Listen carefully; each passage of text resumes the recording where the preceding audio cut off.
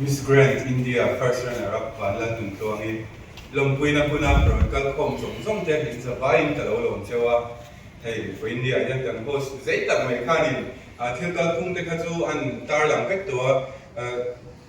nie ka boy ti don ni zan boy la tak tak hi kanom lawa mai ro tu ulu tak pan ka speech dur hi ka jahman lawa bang khan alo noi te het ani pon in shia thiam na ka kan ma sa cheu ni hey for India yan Vanla Tuntuangi het yang din huna chen theinan hian a team te chau ina kan ti thei ani lawa ama sabera zon ka soi pau china ama hian chak turin enge ngai ti sia chu thil nga ya chu a thei to pina bo sui ta ama thorim ra leo leo ani ti kha ka soi ma saber duwa chu ti rol zon team te phena po hian hei sumle paya min chan pui chin tu te moral support min pe tu a thon leo leo tha min lak sak chin tu te an thom to an chui moi tak tak me a thon a hap ti chin tu te in local khom ania a ming mal mal pe jan kalam seng vek don lawa chu bang chuanin I a long han ka lo ti me don ani in shet thiam na kha ka ngin sa ani e voini a hian kan khwalian turin hei kan health kan women and child minister Pilarin Pui kan soma ani hianin miron tel pui thela wang ti ka kan lao lu tu ka a PS ten en ko kanin bia kanin be sak saka chuan hei kan hun te ngai poi mo in ti tur poi mo dang te a chula chu bang chuan chunga lom thu kan soya kan lo lom ani ti kha kan soi lang ma sa tin P Miriam Melshangtel kan khwal kan guest of honor aron hei Mr. Bulayan and Nipani can do and Chuzan Mayor and the Pohi Mizo Patient Chia to help me women and child minister and here and Kima anti take Omani joining in Ren Nilo le Chanim Nai and near a Kantan Pohian and in Pala a Patient Chi Tatakalu Nua Poma Mokaten Naberte and near zong zong a pe jon ke ti boi ngam lo zok china ka in chashunga amai chu Mizoram pageant industry ta na mi poi mo tak tak te ania tin I aba khaju mi lo she thiamula ming malin kalam to lo me ma voi ni a hetlaya in local ko Vanla Tuntuangi in lom pui tura in local hi thin lum ta ke na team te ayo in le ama ayo poi lom thu ka soya ani puna ro na sei le tho tura chon ka maya chu ti ro le ro chon ka khom te lom na ma ni sela he hirem changala pe ke duwa chu toi te ka lo sei belanga mizo pejin chi ko vel hi kan she chewa ma mizo te chuan in miss kan lo ma kan ngai sanga college tina kan changa district tina de po kan chang me the chap char pu ta te po amai ro chu kan ram chu ma mi chan hen kan lung oi rei to lut tu kan ni Mizoram chu fashion kan sama te anti china Mizoram chu nula chilo tak tak kan ne ya te anti china amai ro chu India Rama hian Mizo nula te hetiam level han thleng thei tur hianin han thleng thei hi kan la nei ngai lo ani voini a Vanla Tuntuangin Mizo pageant fence zong zong te gym aron ti kham chua a chunga hian lo thu ka sei duwa ami mal ta po hian ke ma hi pageant chi ka favorite sports ani ya ka chian ten World Cup and then league and then live on Miss World Miss Universe ka kan do so dela amara chu kan no kan lai te ponia kan ma sa chenga an soi chin chu vai ho yan mizo te luwa la lu ku man da la anti china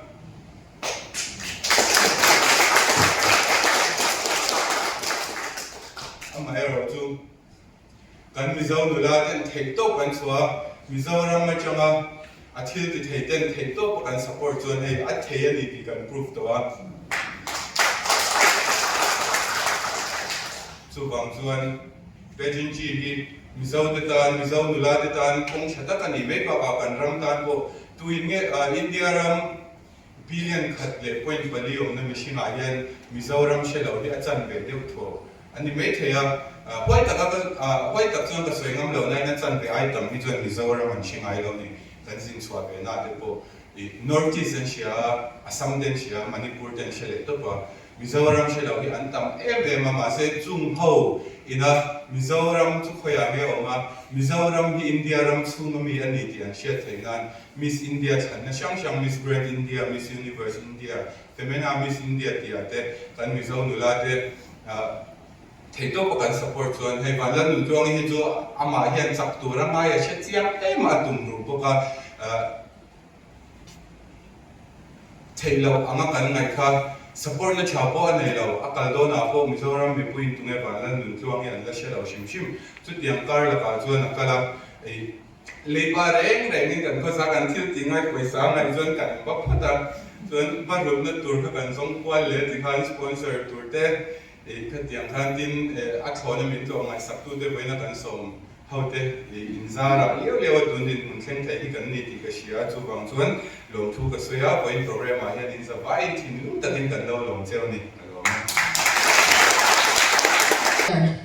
Miss Grand Resort sunga long thu kan soya pasha chwa long chwa na mo sapo hi North East han Mr. han itel to tero chun di kami atel to ma shin chik han udin bet sakte ya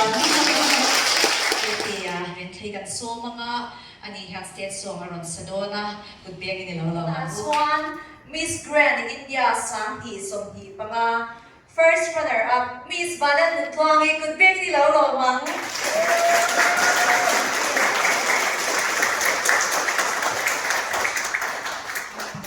Hello, moment na kinala ron ding swang le don kawa di swanin khongai anu le apa hi pudikale bimano di hidik pe shim se katia chen swan kan che to tho o anau ngai man omi mani po hilau ding ve sela ole o malari to ole amin kha kan tha to bi ka sha chin kha dia ole lo ding ro se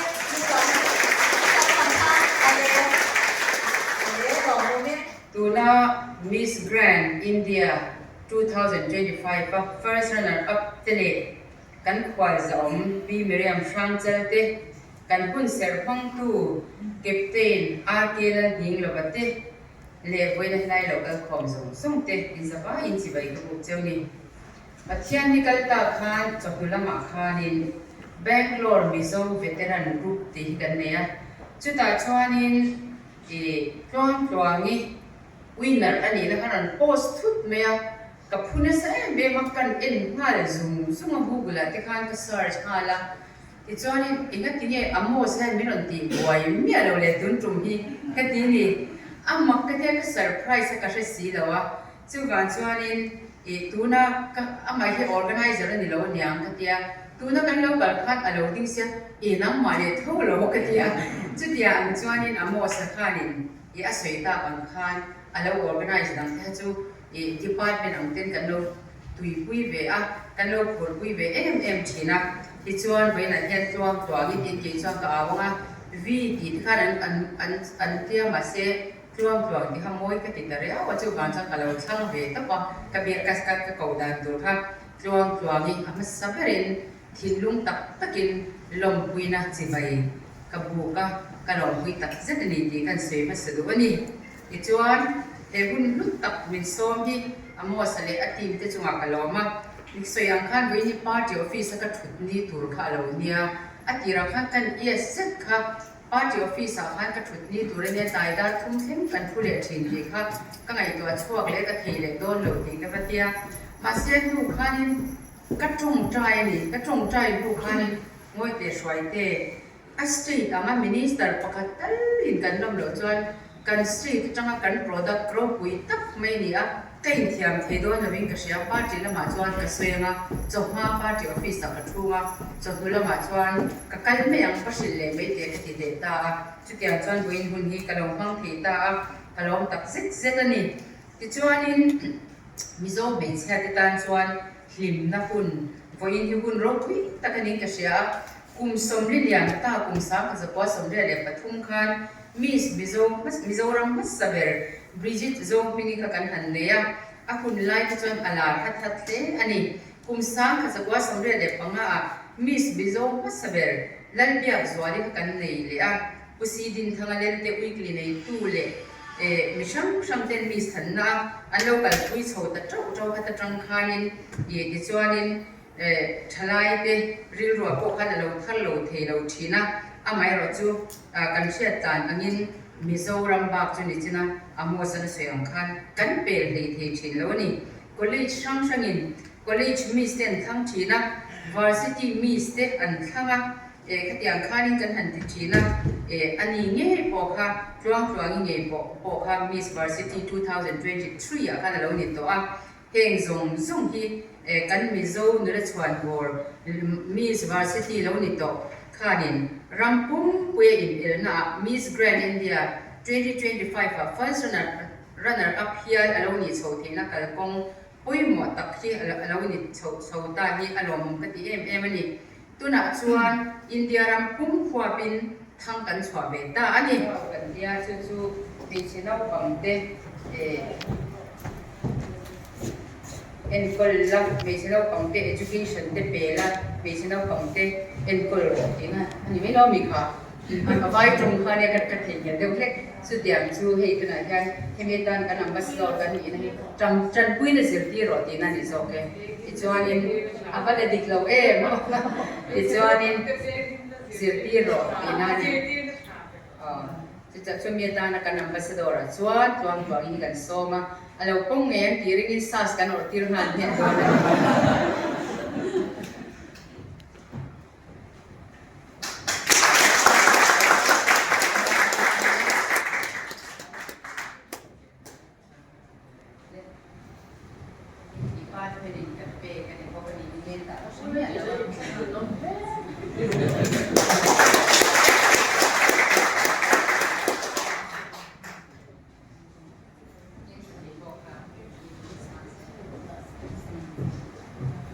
ที่ส่งประกันบนพันเดียกันหรอไหม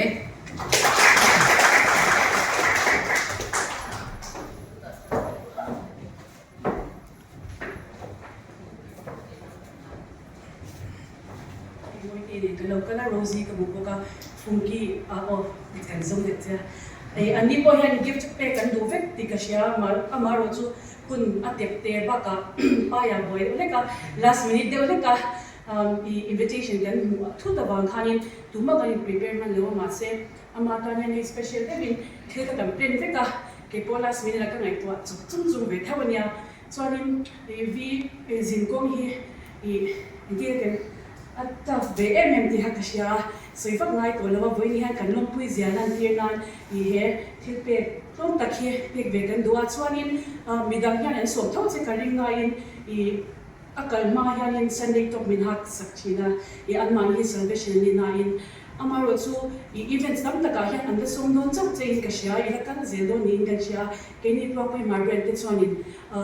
เงี้ยแฮนด์ลูมคอลเลคชั่นเพียร์มาอย่างนี้เรนต์กันที่น่าสาม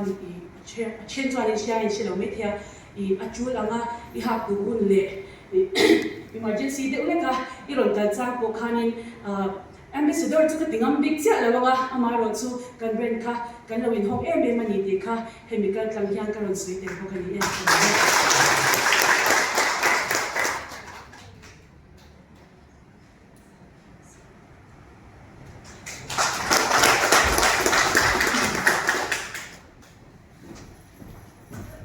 มีนักไปดูตัวกันแล้วแม่ไอ้ถ้าชุนอมแล้วเนี่ย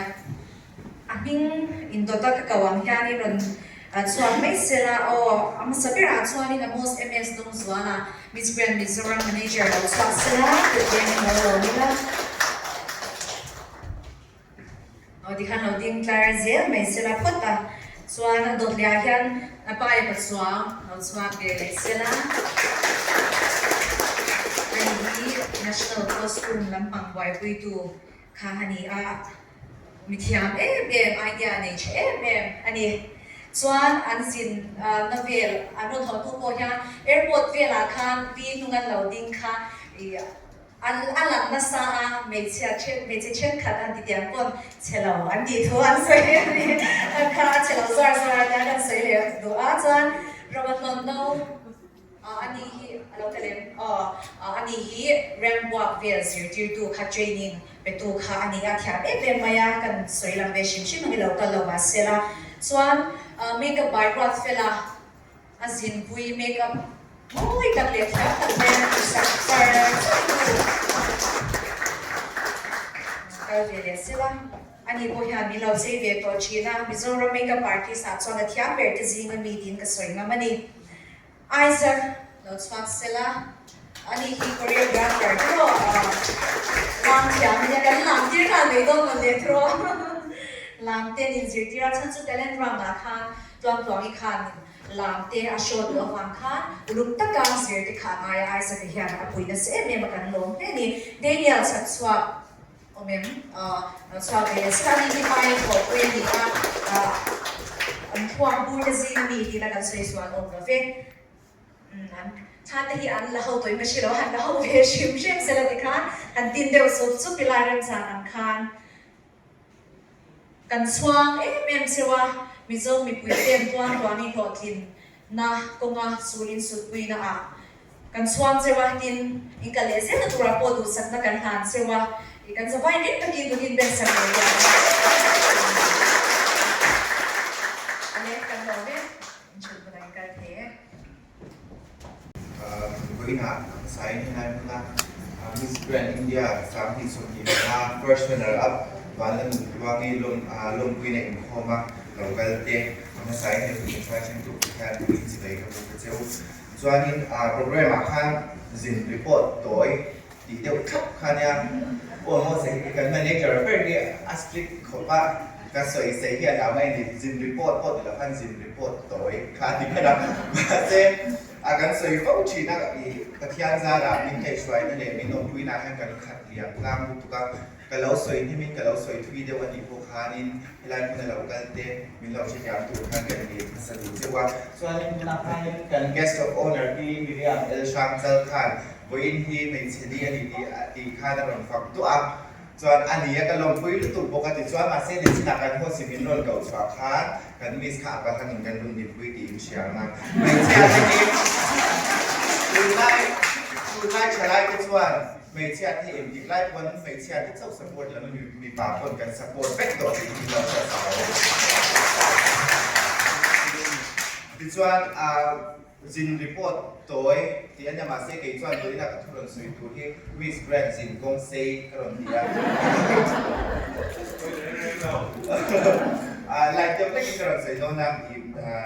đã trở dâu kinh nghiệm cho anh bút tế trong cái xe nga vì nên hai những cùng lúc đó lại cần lâu mình chụp vào cùng lúc là mình sẽ làm cái gì thì projection cho là cần lâu thuộc đủ tuổi thì anh em mà cái chuyện gì anh cho anh muốn Miss Grand audition đó cũng hai mình làm gì các bạn cho anhนี่ที่ต้องการฝ่าโดนในจุดเดียวที่ส่วน audition นั้นสุดที่เรามีโดนโฟนเลยอ่ะfinalist กันเนี่ยมีคุยง่ายกว่าที่ง่ายต้องไม่ดีหลังจากที่ตัวเราชิมใช่ไหมส่วนจะมีเราโฟนแล้วก็เรียกว่าองค์ซูสามที่ส่งที่ปทุมเท่าพันโกฮัตยา IIT อ่ะว่า MZU คุยกัน IB เนี่ยทางการสู้สินสวัสดิ์ตัวแต่ส่วนนี้ Algeria การเฟสติวัลเนี่ยจุดแต่ส่วนนี้fashion นำปังสุดโชว์เท่าทางการสู้ไปแล้วแต่ส่วนนี้วิธีการสินค้าจนไปเองที่การหมดส่วนมิโซรัม national level มิโซรัมไอ้ก็เราเห็นยังไงส่วนเป็น national costume design สังกัดที่คันนี้เราดีได้ตัวนี้ที่ส่วนนี้ข้ามีมินวันโฟนคันก็เรื่องว่าขาทุบเสียขาอารมณ์รีเลย์ขาแล้วที่ไม่ยังชิ้นส่วนขาสักอย่างที่จู่บางส่วนนี้โอ้ที่เราเท่เราดินมันอาคันมินดาที่ส่วนกับทีมเมทเนี่ย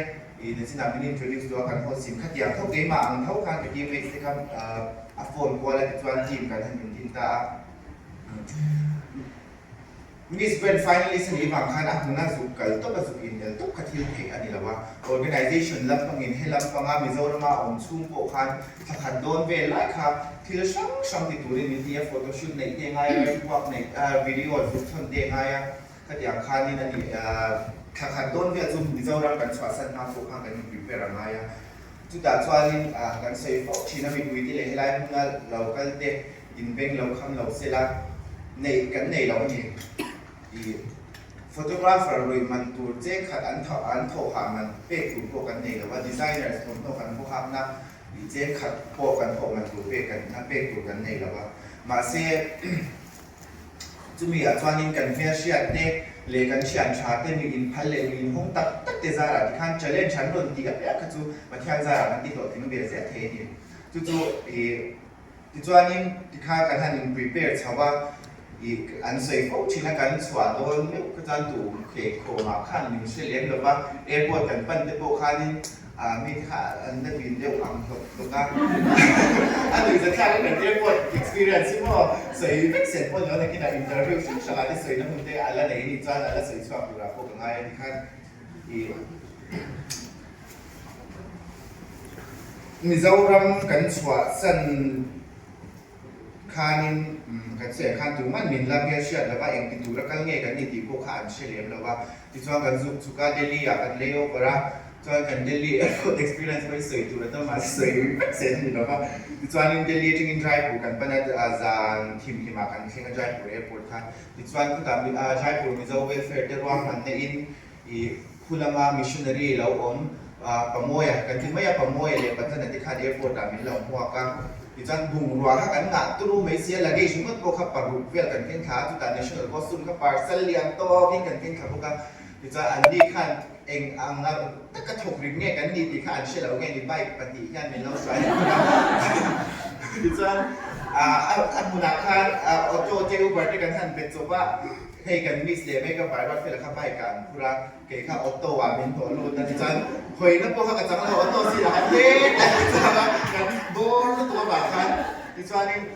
ประมวยที่อินลำกันเป็นเพตาแต่ส่วนนี้จันเรียที่มีเราวัดใส่สกาส่วนเรียนั่นดูที่มีเราวัดใส่สังโกะที่ส่วนอัตตุนิลีอันนี้จูนิลีอาคารกันโฮเทลเห็นนั่นดูเดฟาร์โฮเทลคาดาร์สมปฏิเวลากันแข่งพยาตัดส่วนนี้ลมน้ำฝุ่นเดน welcome ceremony เดนพังอาที่ส่วน star ceremony กันที่ไม่ให้ตัดเกี่ยวกับ Miss Grand India 2025 finalist ที่ gold ครั้งที่ให้มี finalist สงขานเราอดตีบุกที่ส่วนนี้ตู้กระจังการ competition ถ้ากันจังหาเดี่ยวหมกไม่ค่าเนี่ยวิถ้ามีแต่ฟังแต่ละคาน organization ลำส่งเตะส่วน contestant ส่งเตะบางกับเกมาเนี่ยช่วยองตู้ที่ค่ะมุนขตากันทิ้งไปกับที่ส่วนนี้เกลี่ยไม่กับไปวัดเวลาที่กันดินรูมเมทที่ส่วนนี้มุมไบลำต้อง represent ตุนันดีปัจจัยไม่กับ artist กันเช่นคุยพวกกับปัจจุบันกันเช่นกันส่วนวีฮิรุมชนะ contestant บางอย่างค่ะนั่นเช่นที่มา safe road เขาจะองกันดีบางคันกันดินเกิดพอส่งเทียที่ส่วนอัตตุก็จังคัน photoshoot เล็กขัดยังเพื่อคันเล็กส่งเช่นนั้นนี่ส่วน evening gown photoshoot เล็ก swimsuit bikini photoshoot คันเล็กนี่ค่ะ bikini photoshoot เพื่อกันทุกอัน viral จิกเขาว่ามีเจ้าอย่างมาเปลี่ยนแต่ที่อันองค์พวกริงไหนเราแต่การนำแต่ก็เป็นเจกันเชียร์ชินนะก็เป็นสมต้องค่ะดาบลีเห็นคันวีเดี๋ยวดูตุกกันเป็นเราเชียร์แต่ที่จะเบสเซ่เนี่ยมีให้กันอย่างแต่ก็ support กันโดนกันเบสเซ่เราตุกกันที่จูกันเข่งขาให้มีเจ้าเรามีปุ้ยเจนวินเราเลยเป็นตลุตุกค่ะให้เมกะไปเราเป็นไปจะหนุนฝาทางกันที่เราเห็นดีที่นั่นก็เป็นหมดเลยกันเชียร์ค่ะเป็นก็เป็นส่งไปส่งเนี่ยกันเชียร์ค่ะเป็นจะฉันจะกันหลงลุกตุกกันที่จูที่ส่วนนี้นี่มีเวลช่วงที่โฟโต้ชูตค่ะให้เขามีเจริญจากในจะเช่าจะส่วนจะมีดูส่วนอัน final shot ตัว preliminary และ finale ดูค่ะ practice เช่าจะ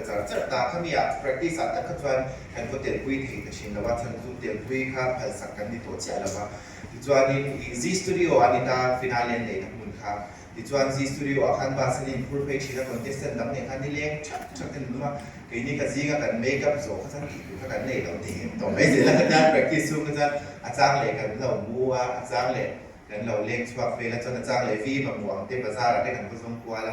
jaipur khut thil a lo to mai ko ma poisa nei lo to ka jin kan ni box ya ni chan but kan su su nga alum ro pui mai se jaipur pe chu ra chan san nei chi he a bo ra ko chin chi ja bầu ra cần xây trên đàn thời gian bầu ra cái đúng bộ thì là quân cần số dễ ẩm mông cần để chịu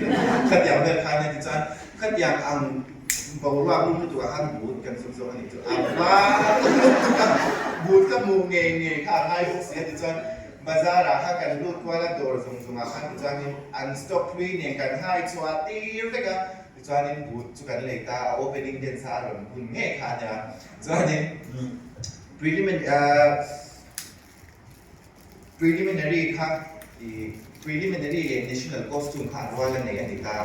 ส่วน national costume ค่ะในภาษาอังกฤษการสวยงามค่ะดูนั่นเป็น national costume ที่ escape เองมวยไปแต่ส่วนในนี้สักสักทีนี้ให้มวยเตะหันนิดูสักได้ไหมดีไล่ว่าตีระจังตีเตะจะมี support ตัวนี้ส่วนนี้ถ้ามี national costume history ที่เล่นกันเสียเลยแล้วกัน วินโนเดีย national costume กับเคยต้องตีกันเชียดคันซุ้มเสียงเขาตักใน national costume ให้ดูอาเลียนทำเสียถูกของจวนนี้เองพวกนี้เซฟีกับผู้ที่กับเราแบบพุทธเราโมยตีซุ้มลำบางเดียเราตุ้มเทจวนที่ข้างนี้อัพแบรนดิ้งเต้นกันดีไซน์งานที่เราไม่อยากไปเดียนหันเบียอากิจอยไปเป็นคนที่กับตุยเราตักเราเจ้าอันนี้พวกขันตุยในโซนขันนี้เราแล้วตัวก็มาเซ่ให้อันนี้พวกกันจินกงติวเทจังนะเฮ้ยเชียดตุยตัวนี้จู่ของจวนนี้อัตลันสิเทบิกเราที่ข้าเองเชียดเจ้ามาจู่ของจวนนี้ตัวดินคนกันขันเทียนสันนี้อามาพวกนี้จู่มาพวกกันลมเนี่ยมันดีที่ข้าก็สวยขึ้นมาเลยดูพวกกันอันนี้นะครับจู่ national costume กันเนี่ยการทันอินเจกุยสกดาร์นี่เวลาจังคันโชว์ใครจันตาส่วน national costume กันเนี่ยเราครับ bikini round preliminary bikini round กันในตัวนี้ national costume กันหันเชียสับลงตัวกันหัวคัน bikini green room มาคัน bikini round กันอีกโดนบางคันอื่นข้ากับไม้พวกเสียก็อมเบคขมิ้นเถิดสักแต่เรานี่ส่วนนี้ green room มาจำคันก็ชัวร์กันติดจวนกับเอ็งพวกนี้เซฟโฟนัดกับชัวร์กันนั่นที่โฟนที่ notification กันต้องทำชิ้นเสียกันเราเปิดคลิปไป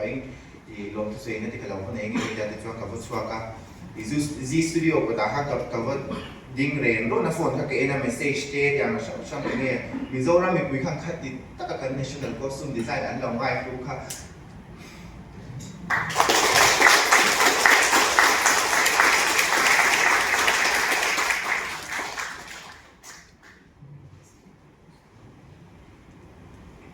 กริ่งภาพบางเลยกับเบสิกโลเดียว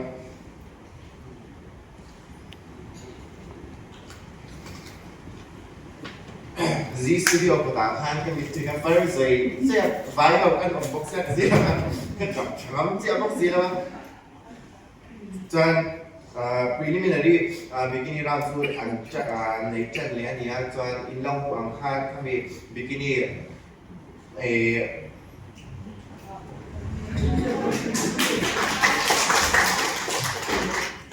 bikini อันนุ่มเหลี่ยมฟ้าขยายเจ้าคำว่าทำให้ค่าอันนี้ตาส่วนนี้ bikini round ตัวค่า evening gown ค่าในตัวนี้evening gown เนี่ย preliminary gown heroes ปัจจุบันวินาดีไซน์ของตัดเนี่ยเส้นเนี่ยกันฟูรุตุกับ photoshoot กันในที่เราจำคัญส่วนนี้จูบก็สวยอย่างคัน green room มาคันก็อมเบคขมิ้นเปิดสักแล้วว่าฉันจะไม่เสียหลักเอาแต่นี่ทักที่ไหนบางคันส่วนนี้เฮตา backstage คัน backstage view นั่นบุลาคันกับเรามาส่วนมีการนนเวเดอร์หนุกทุกตอนนี้มันเลยก็จะส่วน organization นั้นบางทีนะคัน contestant เช่นขัดที่คันคงไอ้ตะกิ้งก็การมีภาพที่เราจะตีที่คันนั้นมันดีเลยนี่ส่วนการเหลาถมเดี๋ยวมันก็เองหมดที่เช่นกับมันเลยก็จะ green room มาเขาอมเบที่เราบางคันที่ส่วน contestant นั้นเขากับผู้สู้ตั้งแต่เองอมจะดีกับผู้สู้ตั้งกัน preliminary gown ทุกท่าเขาออกมากัน preliminary gown ที่หักมีผลสักแล้วว่ากัน final gown ที่หาเฟกตัวดีกันดีเลเซียแต่กำมังอังมุตัวกับผู้ต่างพยาไม่ก็ viral feeling ไม่รู้ว่าไม่เดี๋ยวเรามาคุยกันวีกันยากันนี่หาเราจะเส้นขาเราชินรู้ตัวกันเส้นขากันนี่หาเราใส่กันนี่หาเราจะเพลโรมินที่มันช่วยสวกเลย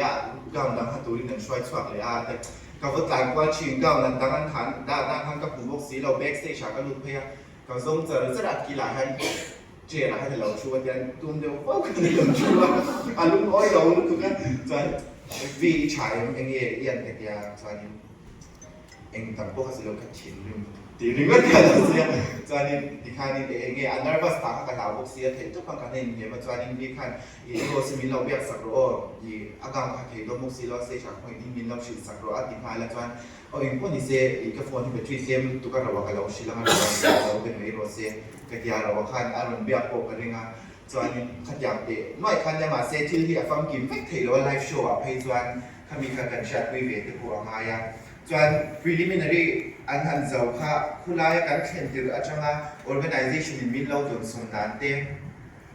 VE อาเจชัดเช่าด่านเตะจวน organization น่ะอันจงกำเนิดมิดไว้ช่างเกณฑ์นั่นจังคังกับเบสเสียสารนี่จู่เลย VE ก็ริมตัวนั่นเลยก็เชียดเสียนคันดินเชียดอะไรตัวบางคัน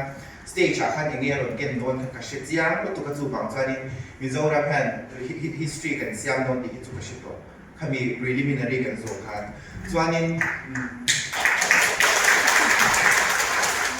ถ้าดูกับ finale มีอะไรเดี๋ยวพวกอินดี้สตูดิโอกันนี่ขัดเพลียจวนโชว์กันในหมดเนี่ย finale อะเพลงจานี่อีทิเก็ตค่ะ เงี้ยเฉลี่ยสวาไปนี่ตัวบางคันสี่กับไอ้ข้างกันชุบเบทีตัวเราตาไปนี่คือจวนจิเก็ตที่เตาเขาประมาณเสียเช่นขัดทุกจวนมีสมงาที่ขั้นโดนช่วยไอ้นี่ก็จะปฏิรอดเขาว่าอย่างเช่นนี้ไหมกันอันนั้นว่ากันเราเอาดูรู้ว่ามีเจ้าเราว่าจะปฏิข้างกันให้เอาแบบโหแล้วเหลือเสียหุ่นเหลวพุ่งมาเสียถึงต้องกันเราเอาแบบชิมต้องนี่จวนนี้ที่ข้าง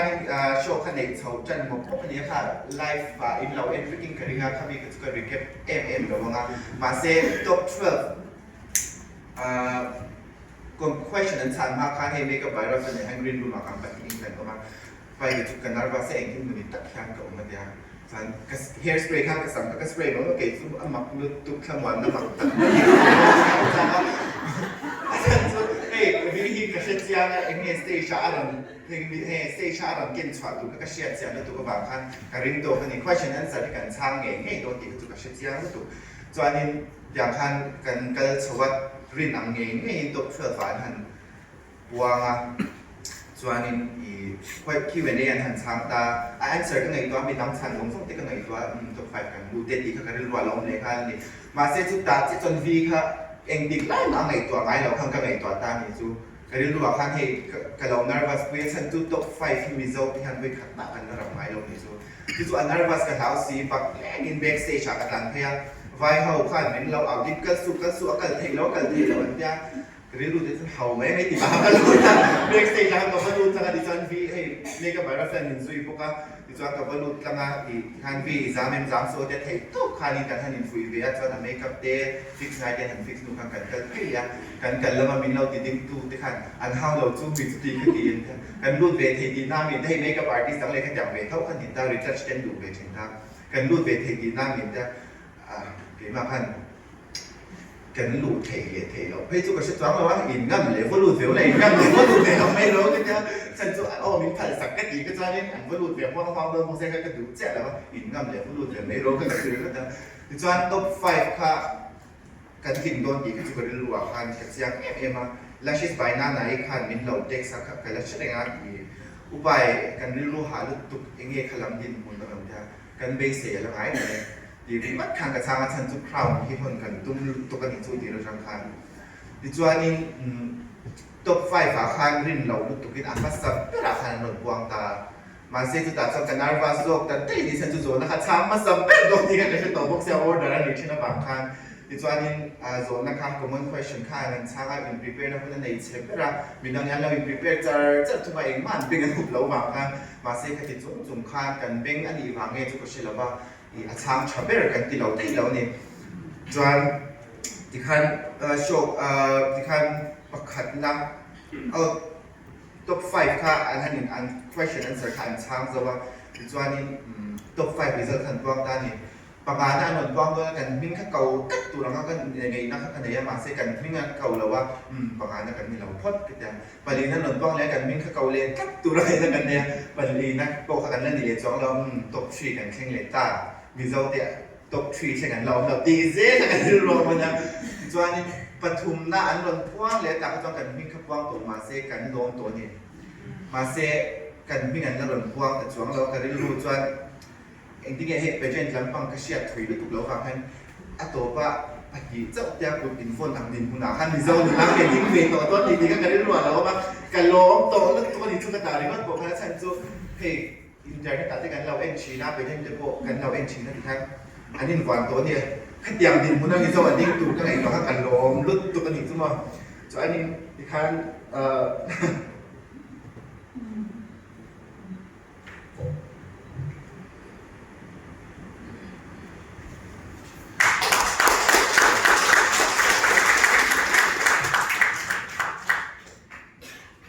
นักรนพ้นประคัดนักคราวรนพ้นคือกันดูทุสามันนี้มาเซทิลเช่นกันส่งเตะคุณละมากัน experience ส่งที่มีผู้มาเลยปับลิกากันสวยเวกเรียมเราเลยกันสวยเวกจูเราทิลอัตมาประคัดนะนี่ที่กันดูเฟี้ยวกันอินเบสพวกมาเซกันทิลลุงอาจารย์ประคัดนะกันรนดีเท่าที่ขมิ้นเราเชื่อสักเวลา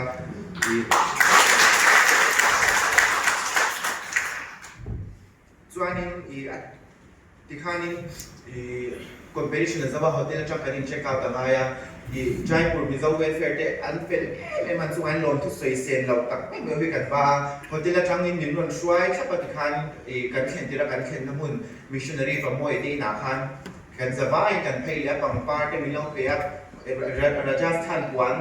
ขัดอย่างอังจีเด็กคุณละมันมีไงถ้ามิลล์อดที่ละที่คันประเทศฝั่งนั้นคุณที่กันเนี่ยที่คันลมทุกสวยนั่นเองจดวีกันกินเขาว่าที่ช่วงกันหัวเลยนะตัวมีจังจวนโฮมสเตย์อ่ะกันอมแพกันโฮมสเตย์อมน่าส่งที่กันเป๊กพวกพันละวินเวลเฟรนินเป๊กสักเฟกันจุ่มไม่มากะอัตุค่ะนิสมประมาค่ะอีกันฟรีเดย์นี่อมเวทสุนันยาในชุนเวียนยาแต่ค่ะนี่อีกันเชียนเต้คุณลำเวลเฟรมีเท่าว่าคุยเลี้ยวเฟลิเต้อีดิเลนคุณ sacrifice สินใจกูเขาคุยมินฟันกว่ากูยังอีกันหมดตัวน้ำมันนั่นเด้กันจิเก็ตเฮ้กันที่ฝันเขาที่เขาจิเก็ตเป็กแต่กับไอ้ตาก็อย่างกันเป็กก็สมกันเอเลยที่ก็มากันเป็กมินผัดสักแล้ววันนี้เล็กตกคันอันมานี่คันมินช่วยกว่าอันสมาคันลมทุกสวยเสียนเรากันบ้าส่วนอภิเตกินคุณลำใจปูร์มิจะเวฟเฟอร์ก็อุชาอิเต้ปมวยเต้ปัจจันเต้พิเศษอิเต้พิซซ่าอิเต้อุเฟลิเต้อุชาอิเต้อันทำตุกกระใสเสียงเราอันนี้มันมาละลำกันตัวมาเสียอินสมาคันลมทูกันสวยนนอนนาประเทศนี้เล็กตั้งแต่กินมาส่งผมนะอาเปียงเจ้าตีข้ากันริมก็จะนี่ตีข้ากันสวยเดียนดูพวกกันที่ส่วนนี้ไอ้ส่วนกันโดนไฟล์ที่กันใจปูระจังกินกันโดนเล็กเลยอ่ะกันริรู้จักนู่นกันพันหัวเซเลบโดนบางทีกันริรู้จุดนะที่ส่วนเองกันหลับที่ส่วนถูกขามาขันยิ่งเฉลี่ยเลยว่ามาเสียกันหัวหลับจุดกันพันเซเลบโดนแต่เองประเทศที่กันสมาให้ละบ้านชาตักดีมากคือกันสวยงุนเป็นกันยาที่ส่วนรินอังตักตะคันเดลี่กันเลยโอเวอร์จังคันฟีกระทะอันละวิ่งผ่านสุดตัวดิฉันจะมิโซรัมกันล้วนที่กันแอร์พอร์ตกันล้วนรูดเจ็ดอีกคันสตาร์เขาส่งคันฝุ่นเบงคันมินเราโลมาที่เหลือจะทางก็ผ่านกันสิเนี่ยฝุ่นเบงคันมินเราโลมดูเรื่องที่คันอาซีราจังคันปัตติมโอคันริมโตคันป้ายาคันหลงจิ๋วฉันกันริรู้จะกับฟันตาดิฉันจะวีมิงมันกับบ้ากับมิงกันมันกับบ้าไม่ได้ส่วนมาเซปัดลู่ให้กันสู้กับเมียเชียร์ตุกขาดแล้วเขามีบางเล็กตัวขันเลยบางขั้นนี้เลยว่าส่วนปัดลู่ขันขโมยวิสกันแล้วกันวิเดให้ตัดท่าที่พวกกันรับด่วนใจส่วนปัดลู่เราผมเรียนจำปัดลู่ให้มีสิวันวิสุขามิจารัมเลยลงรัฐเนี่ยกันตุเสียอินท่ากันไม่เสียอินท่ามันตัวที่ว่าชุนกันมีโกมุดเฮงกันเนี่ยว่าชุนกันดีลังมาเซเอพวกตะโกอมชิงดีก็ใช่ไหมเรารุ่งรวมลุตุกาขันโซฟาเซตส่งในหน้าขันมิลินทักที่ระดับขันเวลคัมชาลุตุขมินเราไปการมันจะขับพวกเขาเรียนบางแล้วเดี๋ยววันนี้ก็ติเราเที่ยวว่าที่จวนนี้กันรอนชัวกับอาบักจูขาติขันมิโซวิกุยเตมินเราแชร์สักตัวตาจวนนี้อัตโตขานาตานี่ก็สวยดูจูอัดดีเตจังอ่ะมินวัดปุยตูเต้กันเทมินเราจูอ่ะมิโซรัมมีปุยเตอินสปอร์ตนะส่งกันเชื่อกันซุ่มเสียกันอินโฟนง่ายนี่ดีกันเชียร์อินสวัสดีทีมไอโอเพ่นกันโลมากันโลมทูกันสวยอ่ะ